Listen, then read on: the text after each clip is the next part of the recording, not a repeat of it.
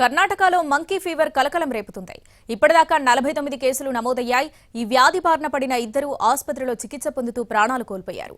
వీరిలో ఒకరు శివమొగ్గ జిల్లాలోని హోసానగర్కు చెందిన యువతి కాగా, మరో వ్యక్తి ఉడిపి జిల్లాలోని మణిపాల్లో 79 ఏళ్ల వ్యక్తి మరణించారని కర్ణాటక హెల్త్ డిపార్ట్మెంట్ తెలిపింది.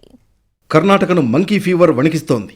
ఇప్పటి వరకు కర్ణాటకలో 49 మంకీ ఫీవర్ పాజిటివ్ కేసులు నమోదయ్యాయి. ఉత్తర కన్నడ జిల్లాలో గరిష్టంగా 34 కేసులు నమోదయ్యాయి. తర్వాత శివమొగ్గలో 12 కేసులు నమోదయ్యాయి. మిగిలిన 3 చిక్కమగళూరు జిల్లాలో నమోదయ్యాయి.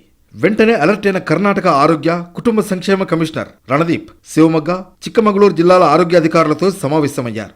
ప్రజలను అప్రమత్తం చేయాలంటూ ఆదేశించారు.